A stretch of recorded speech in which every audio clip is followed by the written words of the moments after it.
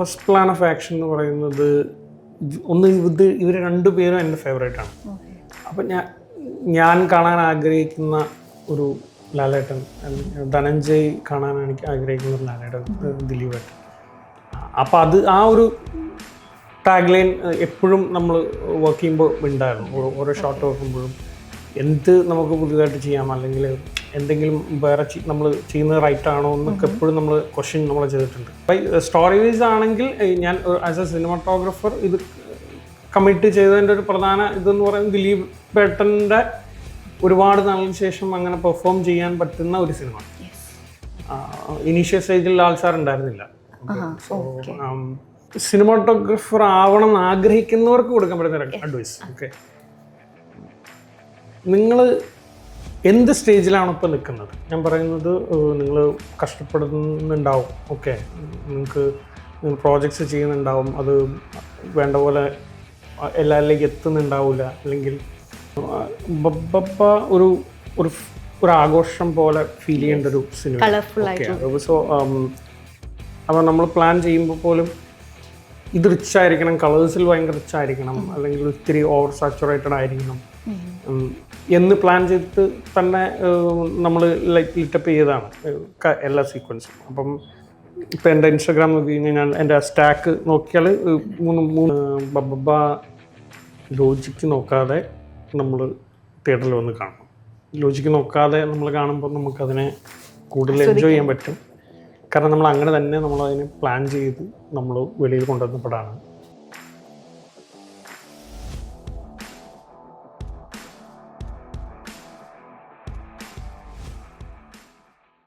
One ലൈനിൽ ഇന്ന് നമ്മുടെ കൂടെ ജോയിൻ ചെയ്യുന്നത് ബബ്ബ മൂവിയുടെ സിനിമാറ്റോഗ്രാഫർ അർമോയാണ്. So welcome to one line. Hello, hi. അപ്പോൾ ഞാൻ ബബ്ബ മൂവി തിയേറ്ററിൽ വാച്ച് ചെയ്തു. പ്രേക്ഷകർ ഒന്നടങ്കം ഒരു ആവേശത്തോടെ ഭയങ്കര സന്തോഷത്തോടെയാണ് ഈ സിനിമ കണ്ട് തിയേറ്ററിൽ നിന്ന് പുറത്തിറങ്ങിയത്. ഇതൊരു ലാർജ് സ്കെയിൽ സിനിമ, വിഷ്വലി അതിന് അത്രയും ഇമ്പോർട്ടൻസ് ഉള്ളൊരു സിനിമ കൂടിയാണ്. ആഫ്റ്റർ റിലീസ് ആയതുകൊണ്ട് തന്നെ പറയുകയാണ് ഒരു ലാർജർ ദാൻ ലൈഫ് ഉള്ളൊരു സിനിമ എന്ന് പറയാം. As A technician and as an audience ഇത് തിയേറ്ററിൽ കണ്ടു കഴിഞ്ഞപ്പോൾ എന്തായിരുന്നു ഫീൽ? ഫസ്റ്റ് ഡേ വിത്ത് ഇത്രയും ക്രൗഡ്, ഫുൾ തിയേറ്റർ ക്രൗഡിൻ്റെ കൂടെ കാണുന്നതാണ് അതിൻ്റെ ഏറ്റവും അൾട്ടിമേറ്റ് ഫീലിംഗ്. നമ്മൾ ഷൂട്ട് ചെയ്യുമ്പോൾ പോലും നമ്മൾ ചിന്തിച്ചിട്ടുണ്ട്, ഇത് ഫസ്റ്റ് ഡേ നമ്മൾ ഇവർ രണ്ടുപേരും ഉള്ള ഒരു കോംബോ, അത് നമ്മൾ തിയേറ്ററിൽ കാണുമ്പോൾ എന്തായിരിക്കും നമുക്ക് ആസ് എൻ ഓഡിയൻസ് നമുക്ക് ഫീൽ ചെയ്യാന്നുള്ളത് ഓർത്ത് ഞങ്ങളെല്ലാം ഭയങ്കര എക്സൈറ്റഡ് ആയിരുന്നു. യെസ്, അതുപോലെ തന്നെ സംഭവിച്ചിട്ടുണ്ട് തിയേറ്ററിൽ. അതുപോലെ പറഞ്ഞപ്പോൾ മൾട്ടി സ്റ്റാർ സിനിമയാണല്ലോ ഇത്. ഒരു മൾട്ടി സ്റ്റാർ സിനിമയ്ക്കൊരു പാക്കേജ് ഉണ്ടായിരിക്കും, ആ ഒരു ഫാൻസ് കാണുന്ന ഒരു മൊമെൻ്റ് ഉണ്ടായിരിക്കുമല്ലോ, അത് വിഷ്വലി അവരിലേക്ക് എത്തിക്കുക എന്ന് പറയുന്ന ഒരു കാര്യമുണ്ട്. അപ്പോൾ ഇന്ത്യയിൽ തന്നെ ടോപ്പായിട്ടുള്ളൊരു മോസ്റ്റ് വാണ്ടഡ് ആക്ടർ എന്ന് പറയാം ലാൽ സാർ. അതേപോലെ അത് ഒരു ക്യാമിയോ ഉണ്ടായിരുന്നു. അതുപോലെ ദിലീപിൻ്റെ ഒരു കംബാക്ക് ആയിരുന്നു ഈ ഒരു സിനിമ. അപ്പോൾ ഒരു വിഷ്വലി അതിനെ ട്രീറ്റ് ചെയ്യുന്ന ഒരു രീതി കാണുമല്ലോ, നമ്മളിലേക്ക് എത്തിക്കാനുള്ള ഒരു രീതി. അതിൻ്റെ ഒരു ഫസ്റ്റ് പ്ലാൻ ഓഫ് ആക്ഷൻ എന്തായിരുന്നു? ഫസ്റ്റ് പ്ലാൻ ഓഫ് ആക്ഷൻ എന്ന് പറയുന്നത് ഒന്ന് ഇവർ രണ്ടുപേരും എൻ്റെ ഫേവറേറ്റാണ്. അപ്പം ഞാൻ കാണാൻ ആഗ്രഹിക്കുന്ന ഒരു ലാലേട്ടൻ, ധനഞ്ജയ് കാണാൻ എനിക്ക് ആഗ്രഹിക്കുന്ന ഒരു ലാലേട്ടൻ, ദിലീപേട്ടൻ. അപ്പം അത് ആ ഒരു ടാഗ് ലൈൻ എപ്പോഴും നമ്മൾ വർക്ക് ചെയ്യുമ്പോൾ ഉണ്ടായിരുന്നു. ഓരോ ഷോട്ട് വെക്കുമ്പോഴും എന്ത് നമുക്ക് പുതിയതായിട്ട് ചെയ്യാം, അല്ലെങ്കിൽ എന്തെങ്കിലും വേറെ നമ്മൾ ചെയ്യുന്നത് റൈറ്റ് ആണോ എന്നൊക്കെ എപ്പോഴും നമ്മൾ ക്വസ്റ്റ്യൻ നമ്മൾ ചെയ്തിട്ടുണ്ട്. എക്സൈറ്റിങ് തന്നെയായിരുന്നു first time working with dum. സാധാരണ ഇവരിൽ ഒരാളുടെ കൂടെ ആയിരിക്കും നമ്മൾ വർക്ക് ചെയ്യുക. ഇത് രണ്ടുപേരും ഒരുമിച്ച് വരുമ്പോൾ അത് സ്പെഷ്യലാണ്. ഹുക്ക് ചെയ്തൊരു എലമെന്റ് എന്തായിരുന്നു ഈ ഒരു സിനിമയിലേക്ക്? ഹുക്ക് ചെയ്ത എലമെന്റ് എന്ന് പറയുമ്പോൾ സ്റ്റോറി വൈസ് ആണെങ്കിൽ ഞാൻ ആസ് എ സിനിമാറ്റോഗ്രാഫർ ഇത് കമ്മിറ്റ് ചെയ്തതിൻ്റെ ഒരു പ്രധാന ഇതെന്ന് പറയുന്നത് ദിലീപ് ഏട്ടൻ്റെ ഒരുപാട് നാളിന് ശേഷം അങ്ങനെ പെർഫോം ചെയ്യാൻ പറ്റുന്ന ഒരു സിനിമ. ഇനീഷ്യൽ സ്റ്റേജിൽ ലാൽ സാർ ഉണ്ടായിരുന്നില്ല. സോ അപ്പോൾ ദിലീപ് ഏട്ടനെ അങ്ങനെ കാണാൻ പറ്റുന്ന ഒരു സിനിമ. അപ്പം ഞാൻ ഒരുപാട് ആഗ്രഹിച്ചിട്ടുണ്ട് ആൾ അങ്ങനത്തെ ഒരു പടം ചെയ്യണം എന്ന് ആഗ്രഹിച്ചിട്ടുണ്ട്. സോ അതൊക്കെ ആ പടം പിക്ക് ചെയ്യാനുള്ളൊരു റീസണാണ്. നമ്മൾ ശരിക്കും ട്രെയിലർ വന്നപ്പോഴാണ് നമ്മൾ എക്സൈറ്റഡ് ആയത്, ലാലേട്ടനും ഇതിനകത്തുണ്ട് എന്ന് അറിഞ്ഞ സമയത്ത്. പഞ്ചകള്ളക്കൊക്കാൻ, അതുപോലെ പപ്പപ്പ, ഇതെല്ലാം തന്നെ ഒരു ഫാസ്റ്റ് പേസിൽ കഥ പറയുന്ന സിനിമകളാണ്. ആ ഒരു ഫാസ്റ്റ് പേസിൽ കഥ പറയുന്ന സിനിമകളുടെ ആരാധകനാണോ? ആണ്. ഫാസ്റ്റ് പേസിലുപരി എനിക്ക് ഞാൻ അങ്ങനെ ആകാൻ പാടില്ല. ബട്ട് എൻ്റെ പേഴ്സണൽ ഇതാണ് കേട്ടോ. എനിക്ക് ഫാസ്റ്റ് പേസിൽ ഫാസ്റ്റ് കട്ട്സിൽ പോകുന്ന അല്ലെങ്കിൽ ആക്ഷൻ ഓറിയൻറ്റഡ് ആയിട്ടുള്ള സിനിമകളാണ് എനിക്ക് പേഴ്സണലി ഇഷ്ടം. ബട്ട് ഒരു സിനിമാറ്റോഗ്രാഫർ അങ്ങനെ ചിന്തിക്കാൻ പാടില്ല. ഒരു ഡയറക്ടറിൻ്റെ വിഷൻ എന്താണോ അത് ഏറ്റവും ബെസ്റ്റിൽ ഏത് ജോണർ ആണെങ്കിലും നമ്മൾ അതിനെ അതിൻ്റെ രീതിയിൽ കമ്മ്യൂണിക്കേറ്റ് ചെയ്യുക. അതാണ്. ഓക്കെ, ഇപ്പോൾ ഈ JBU അതുപോലെ മാർക്ക് ആൻ്റണി പോലെ ഒരു മലയാളത്തിനൊരു മാഡ്നെസ് എന്ന് പറഞ്ഞൊരു സിനിമയായിരുന്നു. ഈ ടാഗ്ലൈൻ തന്നെ നോ ലോജിക് ഒൺലി മാഡ്നെസ് എന്നുള്ള ടാഗ്ലൈനായിരുന്നു വന്നത്. അണിയറ പ്രവർത്തകർ തന്നെ പറഞ്ഞു അതിനൊരു ലോജിക് ഇല്ലാതെ നമുക്ക് എൻജോയ് ചെയ്ത് കാണാൻ പറ്റുന്ന ഒരു മാഡ്നെസ് നിറഞ്ഞൊരു സിനിമയായിരിക്കും ഇത്. എന്നിട്ട് കൂടിയും അതിനൊരു ക്രിറ്റിസിസം വരുമ്പോൾ അതിനെങ്ങനെയാണ് അതിനോടുള്ളൊരു പ്രതികരണം? സോ അതാണ് നമ്മൾ ആദ്യം ഒരു മാഡ്നെസ് അല്ലെങ്കിൽ ഇതിനൊരു നിങ്ങൾ ലോജിക്ക് ഇല്ലാതെ വന്ന് കാണണം എന്ന് പറയുമ്പോൾ നമ്മളത് ലോജിക്ക് ഇല്ലാതെ തന്നെയാണ് നമ്മൾ ഇതിനെ ഷൂട്ട് ചെയ്തതും ഇത് പ്ലാൻ ചെയ്തതും ഒക്കെ അങ്ങനെയാണ്. അപ്പോൾ അങ്ങനെയുള്ളൊരു സിനിമ നമ്മൾ അങ്ങനെ കണ്ടില്ലെങ്കിൽ അത് നേരെ ഓപ്പോസിറ്റായിട്ട് ഫീൽ ചെയ്യാം. സോ അത് അങ്ങനെ വന്ന് തിയേറ്ററിൽ നമ്മളൊരു എന്താ പറയുക, നമ്മളൊരു തെലുങ്ക് സിനിമയോ കന്നഡ സിനിമയോ ഒക്കെ ഒരു എൻ്റർടൈനർ, തമിഴ് സിനിമയൊക്കെ ഒരു എൻ്റർടൈനിങ് മൂവി പോലുള്ളൊരു ഫിലിം ഇപ്പോൾ മെൻഷൻ ചെയ്ത പോലത്തുള്ള സിനിമ പോലെ ആ ഒരു ആറ്റിറ്റ്യൂഡിൽ നമ്മൾ കാണുകയാണെന്നുണ്ടെങ്കിൽ അത് ഡെഫിനറ്റ്ലി അതിനൊരു വേറെ ഫീൽ ഉണ്ടാവും ആ എൻ്റർടൈൻമെൻറ്റിൽ. ബട്ട് നമ്മൾ ലോജിക്ക് നോക്കിയാൽ ഒരിക്കലും നമുക്ക് എൻജോയ് ചെയ്യാൻ പറ്റില്ല. മോഹൻലാലിൻ്റെ ഒരു ക്യാമിയോ ഇതിൻ്റെ അകത്തുണ്ട്. അപ്പോൾ ലാൽ സാറ് ഇതിൻ്റെ അകത്ത് ഫസ്റ്റ് ഷൂട്ടിന് വന്ന സമയത്ത്, സെറ്റിൽ വന്ന സമയത്ത് ആ ഒരു ഫസ്റ്റ് ഫ്രെയിം വെച്ചപ്പോൾ എന്തായിരുന്നു മനസ്സിൽ ഫീൽ ചെയ്തത്? ഫസ്റ്റ് ഫ്രെയിം വെച്ചപ്പോൾ എൻ്റെ ഹാർട്ട് ഭയങ്കര ആവശ്യത്തിൽ കൂടുതൽ ബീറ്റ് ചെയ്യുന്നുണ്ടായിരുന്നു. ബിക്കോസ് നമ്മൾ സിനിമ സ്ക്രീനിൽ മാത്രമേ കണ്ടിട്ടുള്ളൂ. ഞാൻ എൻ്റെ IPസിനകത്തൂടെ ഞാൻ ലാൽ സാറിനെ കാണുമ്പോൾ നമ്മൾ സിനിമ കാണുന്ന പ്രേക്ഷകൻ ആദ്യമായിട്ട് അത് കാണുന്നത് സിനിമാറ്റോഗ്രാഫർ. അതെ, ഈ പറഞ്ഞ കാര്യം തന്നെയാണ് എനിക്ക് ഇത് റിയൽ ആണോ എന്നൊക്കെ ഞാൻ ഇങ്ങനെ ഇതിൽ നിന്ന് മാറി നോക്കിയിട്ടുണ്ട്. അതെ, ഇതെൻ്റെ പേഴ്സണലാണ് പറയേണ്ടത്, ടു പേഴ്സണൽ. ഇപ്പം നമ്മൾ സെറ്റിൽ വർക്ക് ചെയ്യുമ്പോൾ അങ്ങനെ ആയിരിക്കില്ല, നമ്മൾ പ്രൊഫഷണൽ വേയിൽ ആയിരിക്കും കാര്യങ്ങളൊക്കെ ഡീൽ ചെയ്യുക. ബട്ട് ഒരു പേഴ്സണൽ ഇതിൽ ചോദിച്ചാൽ അത് it was very special for me. ഇപ്പോൾ ലാൽ സാറിൻ്റെ സിനിമകളുടെ കുറേ റെഫറൻസുകൾ നമുക്ക് ഇതിൻ്റെ അകത്ത് വന്നിട്ടുണ്ട്. അപ്പോൾ അതിൻ്റെ ഒരു എന്താ പറയുക, ഒരു ഷോട്ട് കാണും, അതിനൊരു ആംഗിൾ കാണുമല്ലോ. ആ സീൻ അന്ന് നമ്മൾ കണ്ടപ്പോഴത്തെ ഒരു ആംഗിൾ, ആ ഷോട്ട് കാണുമല്ലോ. അപ്പോൾ ആ ഒരു സ്റ്റൈലിനെ അർമോ സ്റ്റൈലിലേക്ക് കൊണ്ടുവരാൻ ശ്രമിച്ചിട്ടുണ്ടോ? ഉണ്ടെന്നാണ് ഞാൻ വിശ്വസിക്കുന്നത്. ഇതിനകത്തൊരു കുറേ അധികം നമ്മൾ കണ്ടിട്ടുള്ളതും മുൻപുള്ള ഐക്കോണിക് ആയിട്ടുള്ള സീനുകളുണ്ട്. അപ്പോൾ അത് നമ്മൾ റീക്രിയേറ്റ് ചെയ്യുന്നു. അപ്പോൾ അത് റീക്രിയേറ്റ് ചെയ്യുമ്പോൾ അത് മോശമാകാൻ പാടില്ല എന്നുള്ളതാണ് അതിൻ്റെ ഫസ്റ്റ് റൂൾ. പിന്നെ നമ്മുടെ സാഹചര്യവും സിറ്റുവേഷനൊക്കെ വെച്ചിട്ട് അതിനെ പറ്റുന്ന രീതിയിലെല്ലാം ഡിഫറൻ്റ് ആക്കാൻ ചെയ്തിട്ടുണ്ട്. അത് വന്നിട്ടുണ്ടെന്ന് തോന്നുന്നു. ഓക്കെ, അത് നല്ല രീതിയിൽ ഇപ്പം ലാലേട്ടൻ ചെയ്യുമ്പോൾ അത് എത്ര തവണ നമ്മൾ റിപ്പീറ്റ് അടിച്ച് കണ്ടു കഴിഞ്ഞാലും നമുക്കതിനൊരു പുതുമയാണ്. ലാലേട്ടൻ ചെയ്താലും ദിലീപ് ചെയ്താലും അതിനൊരു ഫ്രഷ്നെസ് ആണ് എപ്പോഴും നമുക്ക് ഫീൽ ചെയ്യാറുള്ളത്. ഇപ്പോൾ നമുക്ക് ഈ ഒരു സിനിമ എന്ന് പറയുന്നത് എല്ലാവരും തമ്മിലൊരു കോമ്പിനേഷൻ, അല്ലെങ്കിൽ ഒരു കമ്മ്യൂണിക്കേഷൻ, ഒരു ഗിവ് ആൻഡ് ടേക്ക് ആയിരിക്കും. ഡയറക്ടർ തമ്മിൽ, അല്ലെങ്കിൽ ആക്ടേഴ്സ് തമ്മിൽ, അല്ലെങ്കിൽ ഇപ്പോൾ ഒരു ആക്ഷൻ ഡിപ്പാർട്ട്മെൻറ്റ് എടുത്ത് നോക്കിയാൽ, സ്റ്റണ്ട് ഡിപ്പാർട്ട്മെൻറ്റ് എടുത്ത് നോക്കുകയാണെങ്കിൽ ഒരു ആക്ഷൻ സീക്വൻസ് ചെയ്യുമ്പോൾ ഒരു സിനിമാറ്റോഗ്രാഫർ എങ്ങനെയായിരിക്കും അതൊരു കമ്മ്യൂണിക്കേറ്റ് ചെയ്യുന്നത് അവരുമായിട്ട്? അഗെയിൻ എനിക്ക് ഏറ്റവും ഷൂട്ട് ചെയ്യാൻ പേഴ്സണലി താല്പര്യമുള്ളത് ആക്ഷനാണ്. ചലഞ്ചിങ്ങിൽ കൂടുതൽ ഞാൻ അതിനകത്ത് കുറെ കൂടെ ഫണ്ണ് കാണും. The way operating camera, speed ഇഷ്ടമാണ്. സ്പീഡ് ഇഷ്ടമായതുകൊണ്ട് ഫൈറ്റ് നമുക്ക് ഒരിക്കലും ഒരു സ്ലോ ആയിട്ട് കാണിച്ചാൽ അതിന് ഇമ്പാക്റ്റ് ഇല്ല. ഓക്കെ, സോ അത് ഇഷ്ടമുള്ളത് കൊണ്ടായിരിക്കും എനിക്ക് അങ്ങനെയുള്ള സീക്വൻസ് വരുമ്പോൾ എക്സൈറ്റഡ് ആണ്, കുറച്ചുകൂടെ കൂടുതൽ എനർജി ഫീൽ ചെയ്യും. ഗ്രൗണ്ടിൽ കുറെ കൂടെ ആക്റ്റീവായിട്ട് നമ്മൾ അതിലൊക്കെ ഓടി നടക്കുന്നുണ്ടാവും. പിന്നെ ഇപ്പം മാസ്റ്ററിന് വേണ്ട ഇതെന്താണോ, ഫൈറ്റ് മാസ്റ്ററിന് എന്താണോ വേണ്ടത് അതിനെ ഇനി നമുക്ക് എന്തെങ്കിലും അതിനകത്ത് ആഡ് ഓൺ ചെയ്യാനുണ്ടോ എങ്കിൽ ഞാൻ സംസാരിക്കാറുണ്ട്. ഓക്കെ. കലയാണ്, കല കിങ്സിനാണ് ഇന്റർവെൽ സീക്വൻസ് ചെയ്തിട്ടുള്ളത്. കലയായിട്ട് നല്ലൊരു ഒരു ഒരു കണക്ഷൻ ഉണ്ട്. സോ ആ കമ്മ്യൂണിക്കേഷൻ ഒരു ഭയങ്കരമായിട്ട് നമുക്ക് വിഷ്വലി നമ്മളെ അതിൻ്റെ റിസൾട്ട് നമുക്ക് ഉണ്ടാവും. അപ്പം ഞാനിങ്ങനെ ഇവിടെ അപ്പം മാസ്റ്റർ പറയുന്നത് ഇപ്പോൾ ഇതാണ് ഇതിൻ്റെ കൊറിയോഗ്രാഫി എന്ന് പറയുമ്പോൾ നമുക്ക് അതിൻ്റെ മുകളിൽ ആഡ് ഓൺസ് ഉണ്ടെങ്കിൽ അത് ആൾക്കും എന്താ പറയുന്നത് അത് കൊള്ളാം, അത് നല്ലതാണെന്ന് പറയുമ്പോൾ ആൾക്കും ഭയങ്കര ഇതാണ്, ഈസിയായി കാര്യങ്ങൾ. അത് ബബ്ബയിൽ സംഭവിച്ചിട്ടുണ്ട്. നമ്മുടെ അഞ്ചക്കള്ളക്കൊക്കാനകത്ത ചാരായ ഷാപ്പ് ഫൈറ്റ്, അത് ഒരു ഉഗ്രൻ ഫൈറ്റ് സീൻ ആയിരുന്നു. അപ്പോൾ എനിക്ക് തോന്നുന്നു എനിക്ക് ആ എക്സൈറ്റ്മെന്റ് ഉള്ളത് കൊണ്ടായിരിക്കും ചിലപ്പം അങ്ങനെ ഇഷ്ടപ്പെടാനായിട്ട്. ഇപ്പോൾ ഡയറക്ടർ ആയിട്ടുള്ള ഒരു കമ്മ്യൂണിക്കേഷൻ എങ്ങനെയായിരുന്നു ഈ സിനിമയിൽ? ധനഞ്ജയ് ഇപ്പം ഈ പറഞ്ഞ സിനിമ അഞ്ചക്കള്ളക്കൊക്കാൻ കഴിഞ്ഞിട്ടാണ് വിളിക്കുന്നത്. എനിക്കിഷ്ടപ്പെട്ടത് ഇവരുടെ ഒരു ടീമുണ്ട്. അപ്പോൾ ആ ടീം എന്ന് പറയുന്നത് എല്ലാവരും യങ്സ്റ്റേഴ്സാണ്, ഭയങ്കര എനർജറ്റിക് ആയിട്ട് സെറ്റിൽ കാര്യങ്ങളെല്ലാം ചെയ്യാൻ ഓടി നടക്കുന്ന ഒരു bunch of youngsters. Power pack അതായിരുന്നു ശരിക്കുള്ള എൻ്റെ personally they got that fire, അങ്ങനത്തെ ഒരു ഫീലിംഗ്.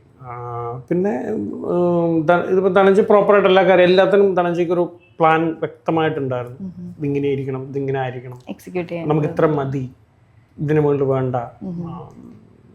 സോ അതൊക്കെ തന്നെയാണ് ധനഞ്ജയുമായിട്ടുള്ള ഒരു കണക്ഷൻ. ഇപ്പോൾ ശരിക്കും പ്രേക്ഷകർക്കും എല്ലാവർക്കും അറിയാനായിട്ടുള്ള ഒരു ആഗ്രഹമാണ്. ഇപ്പോൾ എല്ലാ പ്രേക്ഷകരും തന്നെ ഒരു ടെക്നീഷ്യന്മാരെ കൂടുതലും കണ്ടിട്ട്, അല്ലെങ്കിൽ ഇപ്പോൾ ഒരു സിനിമ കാണാൻ നമ്മൾ പോകുമ്പോൾ ടെക്നിക്കലി നമ്മൾ അതിനെപ്പറ്റി നോക്കി സ്റ്റഡി ചെയ്തിട്ടൊക്കെ പോകുന്ന പ്രേക്ഷകരും ഉണ്ട്.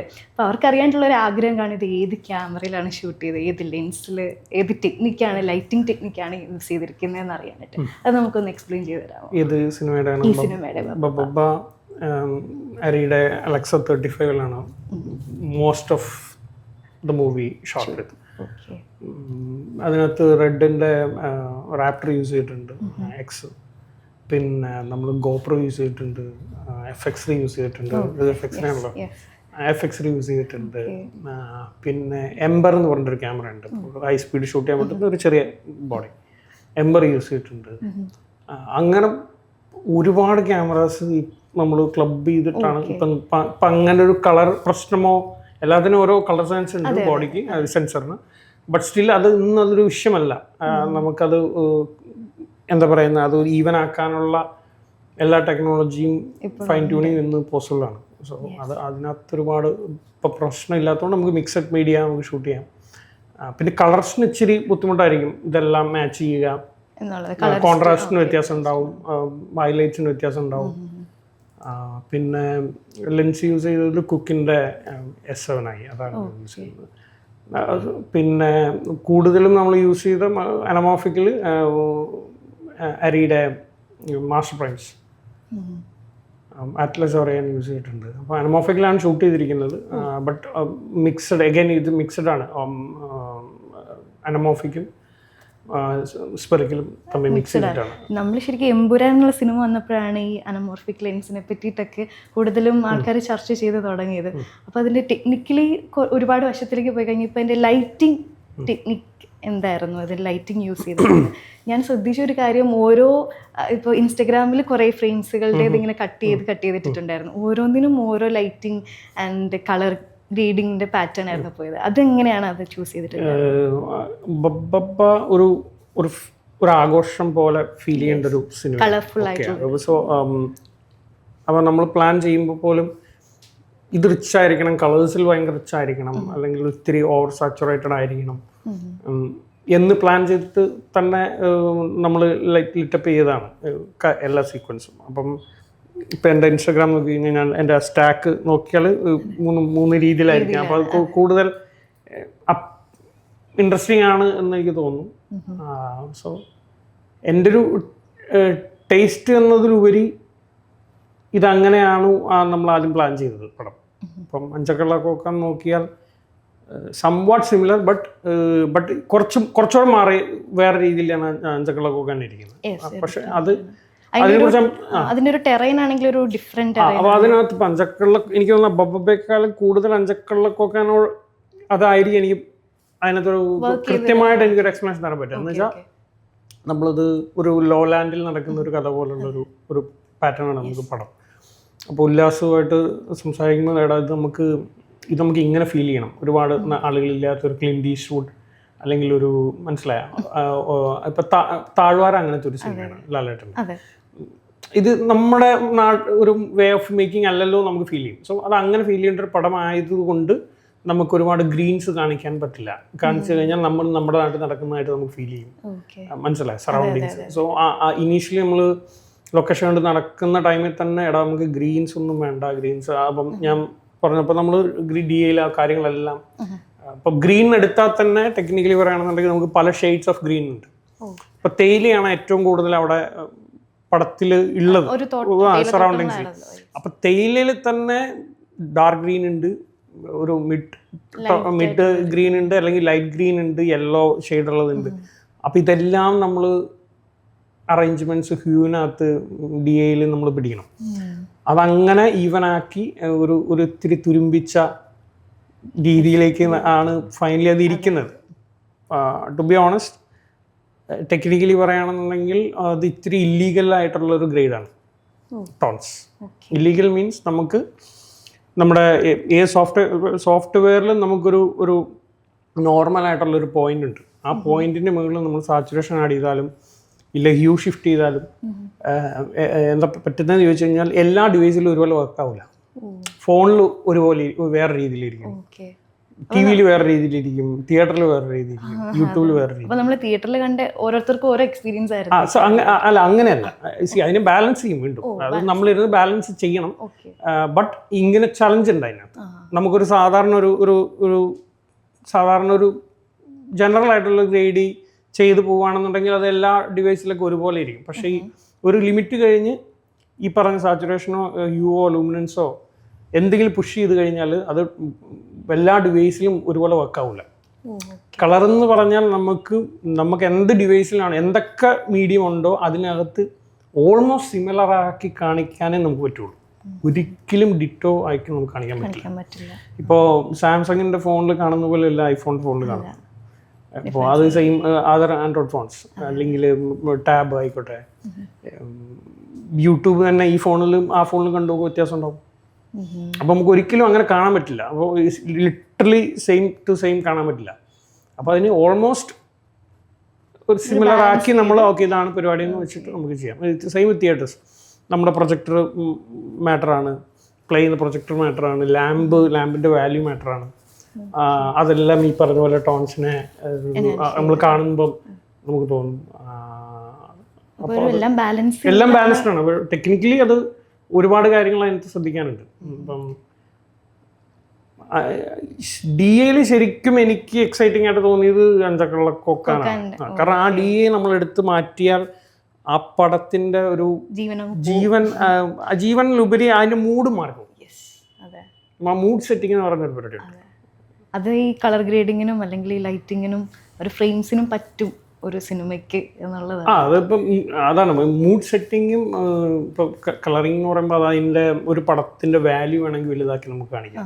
കുറച്ചുകൂടെ ഒരു പ്രൊഡക്ഷൻ വാല്യൂ കുറച്ചുകൂടെ കൂടുതലുള്ള പോലെ നമുക്ക് വേണമെങ്കിൽ ചെയ്യാൻ പറ്റും. ബട്ട് നമ്മൾ അതിനുവേണ്ടി പ്രിപ്പയർഡ് ആയതിനു ശേഷം മാത്രമേ ഇത് പറ്റുള്ളൂ കേട്ടോ. You should have A plan. അതായത് നമ്മൾ എന്തെങ്കിലും ചെയ്തിട്ട് നമ്മൾ ഫൈനലി വന്നിട്ട് നമുക്ക് ഇങ്ങനെ വേണമെന്ന് പറയാൻ പറ്റില്ല. നമുക്ക് എന്താണോ വേണ്ടിയത് അതിൻ്റെ ഒരു 80% അല്ലെങ്കിൽ 90% അത് ലൈറ്റപ്പിൽ ഓൾമോസ്റ്റ് ചെയ്തിട്ട് അതിനെ എൻഹാൻസ് ചെയ്യുക എന്ന് പറയുന്നത് മാത്രമാണ് ഡി എൽ ചെയ്യുന്നത്. അതൊരു മാനിപ്പുലേറ്റ് ചെയ്ത് കഴിഞ്ഞാൽ അത് ഭയങ്കര ഒരു ഇതിലേക്ക് വരില്ല, ഔട്ടിലേക്ക് വരില്ല. എനിക്ക് ശരിക്കും ഒരു കൗതുകം തോന്നിയ ഒരു ഇതാണ്. ഭയങ്കര യുണീക്ക് ആയിട്ടുള്ള ഒരു നെയിമാണ് അർമോ. എന്താണ് അങ്ങനെ ഒരു ഇത് ഐഡന്റിറ്റിയിൽ വരാനായിട്ട് കാരണം? അർമോ എന്ന് പറയുന്നത് എൻ്റെ പേരിൻ്റെ ആദ്യത്തെ 2 അക്ഷരമാണ്. അരുൺ മോഹൻ എന്നാണ് പേര്. സോ അരുണിൻ്റെ AR, മോഹൻ്റെ MOയും അതാണ് അർമോ. എൻ്റെ കോളേജിൽ എൻ്റെ ഒരു ഫ്രണ്ട് വിളിച്ച നെയിമാണ്. പിന്നെ അത് സുഹൃത്തുക്കളുടെ ഇടയിൽ അങ്ങനെ വിളിക്കാൻ തുടങ്ങിയപ്പം വൈ നോട്ട് ആർമോ എടുത്തുകൂടാ.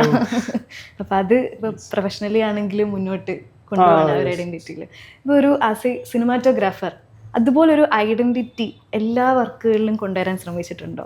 എന്തെങ്കിലും തൻ്റേതായിട്ടുള്ള ഒരു സിനിമാറ്റോഗ്രാഫർ എന്ന നിലയിൽ ഒരു ഐഡൻറ്റിറ്റി കൊണ്ടുവരാൻ ശ്രമിച്ചിട്ടുണ്ടോ? അങ്ങനെ ഒരിക്കലും ചിന്തിച്ചിട്ടില്ല. പക്ഷേ ചിലപ്പോൾ സബ് കോൺഷ്യസ്ലി ഞാൻ ചെയ്യുന്നുണ്ടാവാം. എൻ്റെ ഇഷ്ടങ്ങളായിരിക്കാം, എൻ്റെ ഉള്ളിലുള്ള ഇഷ്ടങ്ങളായിരിക്കാം, അതുണ്ടാവാം. അത് എനിക്ക് പിക്ക് ചെയ്യുന്നതിലുപരി ചിലപ്പോൾ വെളിയിൽ നിന്ന് കാണുമ്പോൾ ചിലപ്പോൾ അത് മനസ്സിലാക്കാം. ഞാൻ അങ്ങനെ ഞാൻ ചെയ്യുമ്പോഴൊക്കെ ഇങ്ങനെ ഒരു സിഗ്നേച്ചർ ഇടണം അങ്ങനെയൊന്നും ഒരിക്കലും ചിന്തിച്ചിട്ടില്ല. പിന്നെ ഓരോ സീനും സീക്വൻസും അനുസരിച്ചിട്ടാണ് എന്ത് ടൈപ്പ് ഓഫ് പടമാണ് നമ്മൾ ചെയ്യുന്നത്. ഇപ്പോൾ ഒരു സ്ലോ പേസിലുള്ളൊരു പടമാണെന്നുണ്ടെങ്കിൽ നമുക്ക് ക്യാമറ അങ്ങനെ മൂവ് ചെയ്യുന്നതിനൊക്കെ നമ്മുടേതായ ഒരു പ്ലാൻ നമുക്ക് വേണം. മനസ്സിലായോ? അല്ല എവിടെ വെക്കണം, എന്താണ് നമ്മൾ ചെയ്യാൻ പോകുന്നത് എന്നുള്ളത്.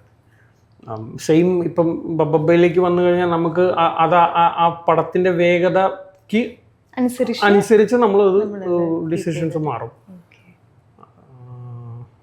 അത്രേ ഉള്ളൂ. അത് പ്രപ്പ് വർക്കിൽ അത് ഉണ്ടാവും. ഡയറക്ടറുമായിട്ടുള്ള ഡിസ്കഷനിൽ നമുക്കൊരു ക്ലിയർ പിക്ചർ നമുക്ക് കിട്ടും. This is what I want, നമുക്കിത് മതി, എനിക്ക് ഇങ്ങനെയാണ് വേണ്ടിയത്, എനിക്ക് ഇങ്ങനെ കാണണം. അപ്പം നോട്ട്സ് ഒക്കെ കാര്യങ്ങളൊക്കെ നമ്മൾ ഡയറക്ടറുമായിട്ടൊക്കെ സംസാരിച്ച് വരുമ്പോൾ നമുക്ക് മനസ്സിലാവുമ്പോൾ എന്താണ് വേണ്ടിയത് എന്നുള്ളത് മനസ്സിലാക്കി എടുക്കുക എന്നുള്ളതാണ് ഇതിൻ്റെ മെയിൻ പരിപാടി. അതിനുശേഷമാണ് നമ്മൾ നമ്മുടെ ഒരു വേർഷൻ ഓഫ് ഇത് ഇൻട്രൊഡ്യൂസ് ചെയ്യും. ഇങ്ങനെ ചെയ്താലോ, നമ്മുടെ ഐഡിയാസ് ഇതിങ്ങനെ ചെയ്താലോ, അല്ലെങ്കിൽ നമുക്കിത് ആഡ് ചെയ്താലോ, അത് വേണോ എന്നൊക്കെ നമ്മൾ ഡിസ്കഷനകത്ത് വരും. ഇഫ് ഇറ്റ് അലൗസ്, പെർമിഷൻ ഉണ്ടെങ്കിൽ. പക്ഷെ അങ്ങനെയാണ് വേണ്ടിയത്. ഓൺ ദ സ്പോട്ടിൽ അങ്ങനെ എന്തെങ്കിലും അതും ഉണ്ടാവും. അതൊക്കെ ആർട്ടിസ്റ്റിന്റെ പെർഫോമൻസും കൂടെ ചിലപ്പം ബേസ്ഡ് ആയിരിക്കും.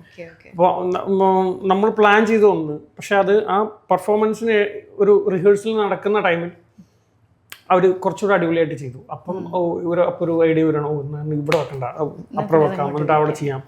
അപ്പോൾ അതായിരിക്കും ബെറ്റർ. അങ്ങനെ മാറും. അങ്ങനെ ഡിസിഷനൊക്കെ ഓൺ സെറ്റിലും മാറാറുണ്ട്. ഇനിയിപ്പം മുന്നോട്ട് ബബ്ബ ഒരു വൺ സക്സസ് ആയിട്ടിരിക്കുകയാണ്. ഇനി മുന്നോട്ടുള്ള പ്രൊജക്ട്സ് ഏതൊക്കെയാണ്? മുന്നോട്ടുള്ള പ്രോജക്റ്റ് ഇപ്പം ജനുവരിയിൽ ഒരു ഫിലിം സ്റ്റാർട്ട് ചെയ്യുന്നുണ്ട്. സെയിം അഞ്ചക്കള്ളക്കൊക്കെ ഡയറക്ടറാണ് ഉല്ലാസ് ചെമ്പൻ. ഉല്ലാസ് ചെമ്പൻ ഡയറക്റ്റ് ചെയ്യുന്ന പടം എഴുതിയിരിക്കുന്നത് ചെമ്പൻ ചേട്ടനാണ്, ചെമ്പൻ വിനോദ്. അത് നെക്സ്റ്റ് പ്രോജക്റ്റ് ഭയങ്കര ഞാൻ എക്സൈറ്റഡ് ആയിട്ടുള്ള ഒരു പ്രോജക്റ്റാണ്. നമ്മളെ എക്സൈറ്റ് ചെയ്യുന്ന പ്രോജക്റ്റ് ചെയ്യുമ്പോഴാണ് നമുക്ക് അതിനകത്ത് ഏറ്റവും സാറ്റിസ്ഫാക്ഷൻ ഉപരി നമുക്ക് ഇതുണ്ടാവണം, ആ ഒരു ഫയർ ഉണ്ടല്ലോ. സോ അങ്ങനെ എക്സൈറ്റ് ചെയ്യുന്ന പ്രോജക്റ്റാണ് നെക്സ്റ്റ് വരുന്നതിന്. പേര് അനൗൺസ് ചെയ്തിട്ടില്ല, അപ്പം സൂൺ വിൽ അനൗൺസ് ഇറ്റ്. ഭയങ്കര സ്റ്റൈലിഷ് ആയിട്ടുള്ള പടമായിരിക്കും. ഏതൊരു മോഡലായിരിക്കും stylish and genre action entertainer തന്നെയാണ്. ഓക്കെ, അതിനകത്ത് വേണം ത്രില്ലർ എന്ന് പറഞ്ഞാൽ വിളിക്കുക. ത്രില്ലറല്ല, maybe drama, I don't know. പക്ഷേ ഞാൻ പറയുന്നു, അങ്ങനൊരു പടം പഞ്ചക്കളക്കൊക്കാൻ എന്ത് യുണീക്കാണോ അതിലും വലുതായ നമ്മൾ കുറച്ചുകൂടെ വലിയ പടമാണ്. ഭയങ്കര സ്റ്റൈലിഷ് പടമാണ്. ചുമ്മാ പറഞ്ഞാൽ അഞ്ചക്കള്ളക്കോക്കനകത്ത് ആ ഗില്ലാപ്പികൾ എന്ന് പറഞ്ഞ ക്യാരക്ടേഴ്സ് ആണല്ലോ ഓഡിയൻസിന് കണക്ട് ആയത്, അല്ലേ? അതായത് ആ നാട്ടിൽ ഫിറ്റ് ആവാത്ത രണ്ടുപേര്, അവർക്ക് അവരുടേതായ സ്റ്റൈലുണ്ട്. തിയേറ്ററിൽ അത്രയും കയ്യടി. അപ്പോൾ ഈ സിനിമയ്ക്കത്തുള്ള എല്ലാവരും ഗില്ലാപ്പികളാണെങ്കിൽ എങ്ങനെയിരിക്കും? ഓക്കെ, അങ്ങനെ ഒന്ന് ചിന്തിച്ചു പോകും. ഓക്കെ, സോ അങ്ങനത്തെ ഒരു ഫ്ലേവർക്ക് ഉള്ളൊരു പടം. സോ അതാണ് എന്നെ എക്സൈറ്റ് ചെയ്യുന്നൊരു, ഞങ്ങളെല്ലാവരെയും എക്സൈറ്റ് ചെയ്യുന്ന ഒരു ഓൾമോസ്റ്റ് ഒരു ബ്യൂട്ടിഫുൾ പീസ് ഓഫ് വർക്ക് ആവട്ടെ അത്. ആൻഡ് ബബ്ബ ഇനി കാണാത്തവരും കാണാനിരിക്കുന്നവരും ഉണ്ട്. അവരോടായിട്ട് എന്താ പറയാനായിട്ടുള്ളത്?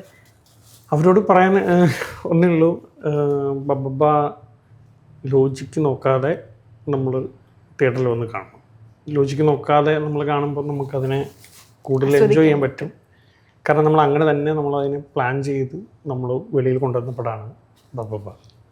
സോ നോ ലോജിക്, തിയേറ്ററിൽ വരിക, കാണുക. ഒരു ആസ് എ സിനിമാറ്റോഗ്രാഫർ ഈ ഒരു സിനിമ എന്നുള്ളൊരു വേൾഡിലേക്ക് വരുമല്ലോ, അല്ലെങ്കിൽ വിഷ്വൽസിനെ സ്നേഹിക്കുന്ന ഒരു വേൾഡിലേക്ക് വരുമ്പോൾ ഈ ഒരു ജേണി ഉണ്ടല്ലോ, ഇവിടെ വരെ എത്തി നിൽക്കുന്ന ഒരു ജേണി, ആ ഒരു ഫയർ എന്തായിരുന്നു ഈ സിനിമാറ്റോഗ്രാഫർ ആകണം എന്നുള്ളൊരു ആഗ്രഹം തൊട്ട്? അത് തന്നെ ഇവിടുന്ന് വന്നതാണ്. എനിക്ക് സ്റ്റിൽ ഫോട്ടോസിന് എടുക്കുന്നതിൽ നിന്നാണ് ആദ്യം എനിക്കിത് നമ്മൾ ഈ പരിപാടി തുടങ്ങുന്നത്. നമ്മൾ ഫോട്ടോസ് എടുക്കാൻ വളരെ ഇഷ്ടമാണ്, അത് എടുത്തിട്ട് നമ്മൾ തന്നെ കാണാൻ ഇഷ്ടമാണ്. ഒരു മീനിങ് അതിനകത്ത് കാണുമോ? ഒരു ജനറലി ആളുകൾ ശ്രദ്ധിക്കാത്ത എന്തെങ്കിലും ഞാൻ കാണും. ഓക്കെ. ഇപ്പം നമ്മൾ ഞാൻ വേറെ എന്തെങ്കിലും ഒരുപാട് കാര്യം ചിന്തിക്കുന്നുണ്ട്. സോ ഫോട്ടോസ് എടുക്കുക, അത് ഞാൻ തന്നെ കണ്ടു നോക്കുക, അത് ഇഷ്ടപ്പെടുക. അപ്പോൾ അങ്ങനെ നമ്മൾ തുടങ്ങിയത്. സോ ജനറലി അത് മൂവിങ് പിക്ചറായി അത് ട്രൈ ചെയ്യണം. അപ്പോൾ അത് വീഡിയോ എന്നുള്ള രീതിയിലേക്ക് അതിനെ തിങ്ക് ചെയ്യാൻ തുടങ്ങി. സോ അങ്ങനെയാണ് ഇത് തുടങ്ങിയത്. So always exciting for me. എന്തെങ്കിലും കാണാത്ത എന്തെങ്കിലും കാണുക, ക്യാപ്ചർ ചെയ്തെടുക്കുക. കണ്ണങ്ങനെ ഒരു എൻ്റെ കണ്ണിന് അങ്ങനെ ഒരു ഇത് ഉള്ളത് കൊണ്ട് അതിൽ നിന്നാണ് ഇത് തുടങ്ങിയിട്ടുള്ളത്. ഒരു സിനിമാറ്റോഗ്രാഫർ ആവണം എന്നുള്ളത് ഈ ഇതുകൊണ്ടാണ്. ഇപ്പോൾ എനിക്ക് സ്റ്റാർട്ടിങ്ങിൽ എനിക്ക് പിക്ചേഴ്സിന് ഇഷ്ടമാണ്. അത്രയും ഈ ഒരു പാഷന് വേണ്ടിയിട്ട് ഇറങ്ങി തിരിച്ചപ്പോൾ ഒരുപാട് നമുക്ക് ചലഞ്ചസ്, ഇപ്പോൾ ആസ്പയറിംഗ് ആയിട്ടുള്ള ഒരുപാട് സിനിമാറ്റോഗ്രാഫേഴ്സ് ആകണമെന്ന് ആഗ്രഹിക്കുന്ന ഒരുപാട് ആസ്പയറിംഗ് ആയിട്ടുള്ള ആൾക്കാരുണ്ട്. അപ്പോൾ അവർക്കൊക്കെ കൊടുക്കാൻ പറ്റുന്ന ഒരു അഡ്വൈസ് എന്താണ്? അവർക്ക് കൊടുക്കാൻ പറ്റുന്ന അഡ്വൈസ്, ഞാൻ സിനിമാറ്റോഗ്രാഫർ ആവണം എന്ന് ആഗ്രഹിക്കുന്നവർക്ക് കൊടുക്കാൻ പറ്റുന്ന അഡ്വൈസ്. ഓക്കെ, നിങ്ങൾ എന്ത് സ്റ്റേജിലാണ് ഇപ്പോൾ നിൽക്കുന്നത്? ഞാൻ പറയുന്നത്, നിങ്ങൾ കഷ്ടപ്പെടുന്നുണ്ടാവും. ഓക്കെ, നിങ്ങൾ പ്രോജക്ട്സ് ചെയ്യുന്നുണ്ടാവും, അത് വേണ്ട പോലെ എല്ലാവരിലേക്ക് എത്തുന്നുണ്ടാവില്ല, അല്ലെങ്കിൽ എന്തെങ്കിലും ചെയ്തെടുത്ത് എവിടെയെങ്കിലും എത്താൻ വേണ്ടി കഷ്ടപ്പെടുന്നുണ്ടാവും. അത് ഫിനാൻഷ്യൽ പ്രശ്നങ്ങളുണ്ടാവാം, അല്ലെങ്കിൽ ഫാമിലിയിൽ നിന്നുള്ള ഓക്കെ, മനസ്സിലായ. അപ്പം പ്രത്യേകിച്ച് ഈ ജോലിക്കെന്ന് പറഞ്ഞാൽ, നമ്മൾ സിനിമാറ്റോഗ്രാഫേഴ്സ് എന്ന് പറഞ്ഞാൽ നമ്മൾ എവിടെയെങ്കിലും എത്തുന്നത് വരെ നമ്മൾക്ക് ഭയങ്കര ബുദ്ധിമുട്ടായിരിക്കും. നമ്മൾ പ്രൂവ് ചെയ്ത് കാണിക്കണം. ബുദ്ധിമുട്ട് വെച്ചാൽ അത് ഫിനാൻഷ്യലി ഉണ്ട്, മെന്റലി ഉണ്ട്, ഫിസിക്കലി ഉണ്ട്. ഇപ്പം നമുക്ക് സിനിമ എന്ന് പറയുന്ന മീഡിയം എന്റർടൈനിങ് ആണെങ്കിൽ കൂടെ നമുക്ക് അങ്ങനെയല്ല. അപ്പം നമുക്കൊരു ജോലി ചെയ്യുമ്പോൾ നമുക്കൊരു ശമ്പളം വേണം, അല്ലെങ്കിൽ നമുക്കൊരു ഏണിങ് വേണം. അപ്പം നമ്മൾ ഇനിഷ്യൽ സ്റ്റേജിൽ വർക്ക് സമയത്ത് നമുക്ക് ഏണിങ്സ് ഇല്ല. നമ്മൾ സിനിമ എന്ന് പറയുന്ന പാഷന് വേണ്ടി മാത്രം ഇറങ്ങി നടക്കുന്നു. അപ്പോൾ വീട്ടിൽ നിന്നൊക്കെ ചിന്തിക്കുമ്പോൾ അതുകൊണ്ട് ഇവനൊരു തൊഴിലും ഇല്ലാതെ വെറുതെ നടക്കുകയാണ്, ഒരിടത്തും എത്തുന്നുമില്ല, സിനിമ എന്ന് പറഞ്ഞ് നടക്കുന്നു, നീ വല്ലോ ഗവൺമെൻറ് ജോലിക്ക് പോയില്ലേ, വേറെ എന്തെങ്കിലും പഠിക്കുക. അത് എനിക്ക് തോന്നുന്നു ഒരു 99% ആളുകൾക്ക് അത് ഉണ്ടാവും, ലൈഫിൽ ഉണ്ടാവും. സോ എനിക്കൊന്ന് പറയാനുള്ളത്, അതായത് നിങ്ങൾ എന്ത് സ്റ്റേജിലാണ് ഇപ്പം ഇരിക്കുന്നത്, വേറെവർ യു ആർ, അവിടെ നിന്നൊരു 2-3 വർഷം പുറകോട്ട് ചിന്തിക്കുക. ഓക്കെ, എന്നിട്ട് അനലൈസ് ചെയ്യാം, ഞാനിപ്പോൾ ഇരിക്കുന്നത് ബെറ്റർ സ്റ്റേജിലാണോ? Okay, if you are 1 step ahead, കുറച്ചെങ്കിലും നമ്മൾ മുന്നിലാണെന്നുണ്ടെങ്കിൽ അത് ഉണ്ടോ ഇല്ലയോ എന്നൊന്ന് മേക്ക് ഷുവർ ചെയ്താൽ മതി. നമ്മൾ അതേ സ്ഥലത്താണ്, നമുക്കൊരു മാറ്റവും ഇല്ല, നമ്മൾ ചെയ്തുകൊണ്ടിരുന്ന പരിപാടിക്ക് അങ്ങനെയൊക്കെ തന്നെയാണെന്നുണ്ടെങ്കിൽ നമ്മൾ ശരിയല്ലാത്ത എന്തോ ചെയ്യുന്നുണ്ട്. അതല്ല എന്നുണ്ടെങ്കിൽ നമ്മൾ റൈറ്റ് പാത്തിലൂടെ തന്നെയാണ് പോകുന്നത്. പക്ഷെ നമ്മൾ പോകുന്നതിൻ്റെ വേഗതയും നമ്മുടെ ചുറ്റും നിൽക്കുന്ന ആളുകളും സാഹചര്യവും ഒക്കെ അതിൻ്റെ മുന്നോട്ടുള്ള എത്രമാത്രം മുന്നോട്ട് പോയി എന്നുള്ളത് ഇതിനെ ഡിപ്പെൻഡ് ചെയ്തിരിക്കും. പിന്നെ ഇതുപോലെ തന്നെ പ്രശ്നങ്ങളെ നമുക്കിങ്ങനെ വേണമെങ്കിലും ചിന്തിക്കാം. ഇപ്പം നമ്മളിപ്പോൾ നിൽക്കുന്ന സ്റ്റേജിലേക്ക് എത്താൻ ലെറ്റ്സ് 2 കൊല്ലം മുമ്പൊരു ഭയങ്കര പെയിൻഫുൾ ആയിട്ടുള്ള പ്രോസസ്സിനകത്തോട് നമ്മൾ കടന്നു പോയിട്ടാണ്. അപ്പോൾ അതിന് പോയിട്ടുണ്ടാവും. ഓക്കെ, എന്തെങ്കിലും ഒരു ഇൻസിഡൻറ്റ്. അപ്പോൾ ആ ഇൻസിഡൻറ്റ് ഇല്ലായിരുന്നെങ്കിൽ ഒരു പക്ഷേ ഇപ്പം ഈ അവസരത്തിൽ ഞാൻ ഇവിടെ ഉണ്ടാവില്ല. അങ്ങനെ ഒരു അനലൈസിങ് നടത്താം. സോ അതും എഗെയിൻ നമ്മൾ പോകുന്നത് ഒരു റൈറ്റ് പാത്തിലാണ് എന്ന് നമുക്കൊന്ന് ചിന്തിക്കാം. പിന്നെ പറയാനുള്ള ഇത്രേ ഉള്ളൂ, അതായത് ഇതൊക്കെ ഒരു ടൈമും കൂടി ഉണ്ട്. നമുക്ക് എഫേർട്ട് ഉണ്ട്, ഹാർഡ് വർക്ക് ഉണ്ട്, അതിനൊരു റൈറ്റ് ടൈമും ഉണ്ട്. ആ റൈറ്റ് ടൈം എപ്പോഴാണ് വരുന്നത് നമുക്കറിയില്ല. അതുപോലെ ഈ ഒരു ഫസ്റ്റ് ആക്ഷൻ എടുക്കാൻ വേണ്ടിയിട്ടുള്ളൊരു കൺഫ്യൂഷൻ ഉണ്ടല്ലോ. ഇപ്പോൾ ഒരു പ്രൊജക്റ്റ് ചെയ്യുക, അല്ലെങ്കിൽ ഈ പാഷൻ അനുസരിച്ച് ഒരു വർക്ക് ചെയ്യുക എന്നുള്ളതിൻ്റെ ഒരു ഫസ്റ്റ് ആക്ഷൻ ഉണ്ടായിരിക്കുമല്ലോ. അത് ചെയ്യാൻ വേണ്ടിയിട്ടുള്ളൊരു ഇത് കൊടുത്തു കഴിഞ്ഞ് കഴിഞ്ഞാൽ ബാക്കിയെല്ലാം ഓക്കെ ആവും എന്ന് എനിക്ക് ഫീൽ ഇത് അഗെയിൻ ഇതെല്ലാവർക്കും ഉള്ളൊരു പ്രശ്നമാണ്. ഇതിപ്പോൾ സിനിമറ്റോഗ്രാഫർ മാത്രമല്ല, അപ്പോൾ എല്ലാവരുടെ ലൈഫിൽ എന്തെങ്കിലും ഒരു കാര്യം ചെയ്യുമ്പോൾ നമുക്ക് മെയിൻലി ഫിയർ ഉണ്ടാവും, കോൺഫിഡൻസ് കുറവുണ്ടാവും, ഇനി എന്താവും എന്നുള്ള ഒരു സാധനം ഉണ്ടല്ലോ. അതുകൊണ്ട് നമ്മൾ ആ ആക്ഷൻ എടുക്കില്ല. പക്ഷെ ഒരിക്കലും നമുക്ക് ഒരു കാര്യം 100% ചെയ്യാൻ പറ്റില്ല. ഇപ്പോൾ സിനിമാറ്റോഗ്രാഫിക്കകത്താണെങ്കിലും ഒരു 100% പ്രിപ്പറേഷനിൽ ഒരു സിനിമ നമുക്ക് സ്റ്റാർട്ട് ചെയ്യാൻ പറ്റില്ല. അപ്പോൾ എൻ്റെ സൈഡ് ഇപ്പോൾ ഞാൻ സിനിമാറ്റോഗ്രാഫിനെ കുറിച്ച് പറയുകയാണെന്നുണ്ടെങ്കിൽ എൻ്റെ പ്രിപ്പയറിങ്ങിനകത്ത് ഓൾമോസ്റ്റ് കാര്യങ്ങൾ ഓക്കെയാണ്. ബാക്കി വന്നോളും. അതാണ് അതിൻ്റെ പരിപാടി. പരീക്ഷിക്കുന്നതിലുപരി അത് വരും, നിങ്ങളിലേക്ക് തന്നെ വരും. അത് നിങ്ങൾ വെക്കുക എന്നുള്ളതാണ്. തുടങ്ങി വെച്ചിട്ട് വിടുക എന്നുള്ളതല്ല. തുടങ്ങിയാൽ അതിൻ്റെ ബാലൻസും നിങ്ങൾ കണ്ടിന്യൂ ചെയ്യണം. കൺസിസ്റ്റൻസി ഉണ്ടാവണം. കൺസിസ്റ്റൻസി വലിയൊരു ഫാക്ടറാണ്. പക്ഷെ ആ കൺസിസ്റ്റൻസിയിൽ എവിടെയാണ് അത് ഹിറ്റാകുക എന്നുള്ളത് നമുക്കറിയില്ല. ചിലപ്പം ഇന്നായിരിക്കാം, 5 മാസം കഴിഞ്ഞിട്ടായിരിക്കും, 5 വർഷം കഴിഞ്ഞിട്ടായിരിക്കും. പക്ഷെ ഇറ്റ് വിൽ കം. അത് എത്തിച്ചേർന്നിരിക്കും. അത് വരും, ഉറപ്പായിട്ട്. വേറെ ഓപ്ഷൻ ഇല്ലല്ലോ. നമ്മൾ വേറെ ഒന്നും ചിന്തിക്കുന്നില്ല. നമ്മൾ അതിൽ മാത്രം ഫോക്കസ് ചെയ്ത് നമ്മൾ വർക്ക് ചെയ്യുമ്പോൾ അത് വന്നേ പറ്റൂ. അത് വരും. പക്ഷെ അത് എന്നാണെന്നുള്ളത് നമുക്ക് അറിയില്ല, പറയാൻ പറ്റില്ല. ഇത്രയും നേരം നമ്മളോട് ഇതിൽ സ്പെൻഡ് ചെയ്തു. ശരിക്കും ഒരു ഇൻസൈറ്റ്ഫുൾ ആയിട്ടുള്ള ഒരു കോൺവെർസേഷൻ ആയിരുന്നു ഇത്. And thank you so much. ഇനി മുന്നോട്ടും ഒരുപാട് നല്ല ഫ്രെയിംസുകൾ മലയാള സിനിമയ്ക്ക് തരാൻ വേണ്ടി പറ്റട്ടെ. Thank you so much.